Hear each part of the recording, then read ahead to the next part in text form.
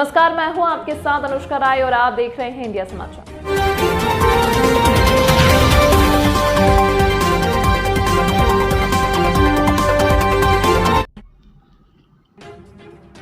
अयोध्या के एक छोटे से गांव ग्राम पोस्ट ददेरा जो भरतकुंड रोड के मध्य में है, वहां के पूर्व प्रधान कपिल देव पांडे जो सीधे साधे व्यक्ति एक सामान्य परिवार से हैं। इनका पेशा खेती है और कपिल देव पांडे अपना ददेरा गांव के 2 बार प्रधान भी बन चुके हैं। इनका गांव जो कि शहर से लगभग 14 से 15 किलोमीटर की दूरी पर स्थित है। इनकी होनहार बिटिया अदिति पांडे जिसकी सोच कुछ बड़ा करने का है, अपने शहर का ही नहीं बल्कि प्रदेश व माँ बाप का नाम रोशन करने को संकल्पित है। ऐसी बिटिया जो अयोध्या के प्रतिष्ठित school Awadh international academy school की शिक्षा रत्न रही हैं, जहां से इस बार सीबीएसई बोर्ड में 12वीं प्रथम स्थान में प्राप्त किया है। आइए मिलते हैं इनसे, इनकी सोच क्या है, क्या करना चाहती है और पढ़ने वाले बच्चों को क्या संदेश देना चाहती हैं। जाने इनकी जुबानी अदिति पांडे की सपनों की कहानी। अयोध्या से नीरज श्रीवास्तव, कैमरामैन कार्तिक श्रीवास्तव के साथ। और नीरज श्रीवास्तव मेरा नाम है और हमारे बीच में एक बच्ची बैठी हुई है और मैं उस ददेरा गांव में आया हूं जो ग्राम पोस्ट ददेरा है और भरतकुंड रोड पे पड़ता है। और कपिल मुनि पांडे जी यहाँ के पूर्व प्रधान रह चुके हैं। 2005 से 2014 तक यहाँ 15 तक यहाँ पे प्रधान रहे हैं और उनकी आज चूँकि गांव का माहौल है, गांव के माहौल में और अपने बच्चों को पढ़ा रहे हैं। और उनकी बिटिया यहाँ मेरे साथ बैठी हुई है जो इंटरनेशनल स्कूल में पढ़ती है, इस बार इंटर में पास हुई है। और मैं सबसे बड़ी बात है कि आज उस 97.6 मार्क्स पा करके आज अपने एक रैंक बना चुकी है। और इनकी तैयारी क्या है, किस तरह से इन्होंने मेहनत किया, तो मैं सबसे पहले रूबरू कराना चाहता हूँ उस बिटिया से। बिटिया क्या नाम है आपका? मेरा नाम अदिति पांडे है। अदिति जी, इंडिया न्यूज समाचार में आपका स्वागत है। मैं सबसे पहले जानना चाहता हूँ कि आप आज इंटर में इस रैंक से आई हैं और इतना बड़ा रैंक पा करके क्या ऐसा महसूस करती हैं? बहुत ज़्यादा अच्छा।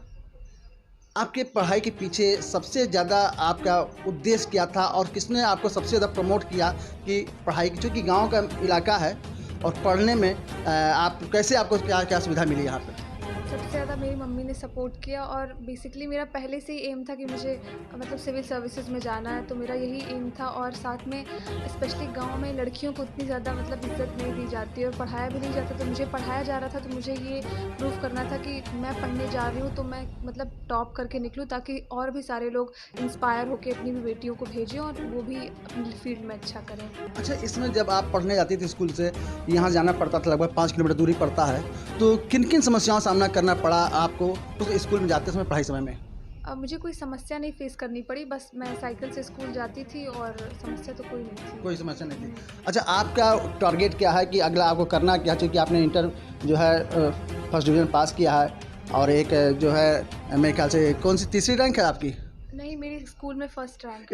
इस आपके अवध इंटरनेशनल स्कूल के में आपका फर्स्ट रैंक है। और क्या आप चाहती हैं, क्या बनना चाहती हैं? आईएएस की तैयारी कर रही हैं। तो आईएएस तैयारी आप करोगी तो सबसे बड़ी है कि आईएएस में बहुत ज़्यादा मेहनत करना पड़ता है।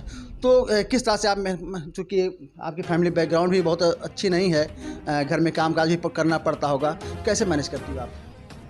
जब से मैं 12th में गई हूँ, मेरी मम्मी ने मुझसे एक भी काम नहीं करवाया, बस उन्होंने बोला था कि तुम पढ़ाई करो। और रही बात आईएएस में कैसे बनूंगी, तो मैंने मतलब अभी उतना सोचा नहीं है। अभी मैंने फ़िलहाल CUET का फॉर्म डाला है जिसके थ्रू मैं यूनिवर्सिटी में जा सकती हूँ। और अभी आईएएस का तो उतना मतलब मैंने स्टेप नहीं लेना स्टार्ट किया, पर मैं प्रिपेयर कर रही हूँ थोड़ा थोड़ा। जो पढ़ाई में तमाम समस्याएँ जैसे आएंगी, कोचिंग भी करनी पड़ेगी और सब है, तो वो कैसे आप, क्या बाहर जाके पढ़ेंगी, क्या अपने घर से ही इसकी तैयारी करेंगी? मुझे कोचिंग में कभी गई ही नहीं, तो मुझे कोचिंग का उतना पता है नहीं। मैं सेल्फ स्टडी में ज़्यादा बिलीव करती हूँ। तो आप अपनी पढ़ाई पे लोगों से कैसे है, कितने घंटे आप पढ़ती थी और क्या आपका पढ़ने का क्या रूटीन क्या था? बेसिकली बस यही था कि मैं टारगेट बना लेती थी, कितने घंटे मैं नहीं देखती थी, और जब टारगेट कंप्लीट हो जाता था तो बस मतलब मैं अपना कंप्लीट समझती। आपको ये होता था कि हमको इतने पाठ याद करने हैं, इतने पाठ पढ़ने हैं, या ये विषय हमको लेकर चलना है, इस विषय को मैं पूरा कंप्लीट करूँगी, यही तो? हाँ, यही था। तो आप जब विषय कंप्लीट होते आप ब्रेक हो जाती थी, तो कितने घंटे आप पता कि रात में कितनी रात तक पढ़ती थी या सुबह कब पढ़ती थी? मैं रात में नहीं पढ़ पाती थी, मेरा सुबह का ही था। तो मैं बेसिकली 9 बजे सो जाती थी और 3 बजे या 2:30 बजे उठ के पढ़ती थी। तो मैं सुबह पढ़ने में बिलीव रखती हूँ, रात में नहीं। तो बहुत अच्छी बात। देखिए, हमारे बीच में अदिति पांडे जी हैं जो कपिल देव पांडे जी की पुत्री हैं और बड़ी पुत्री हैं आप। सबसे बड़ी आप हैं और इनकी पढ़ाई में आज जिस तरह से रुचि है, आपने देखा कि गांव का माहौल है, जिस तरह से बच्चियों का लड़कियों का बड़ा अपेक्षित होती है और यहाँ से आज ये लड़की जो है उस अयोध्या इंटरनेशनल स्कूल में अपना फर्स्ट रैंक पाई है और जिससे पूरे अपने अयोध्या के ज़िले का जो है नाम रोशन किया इन्होंने।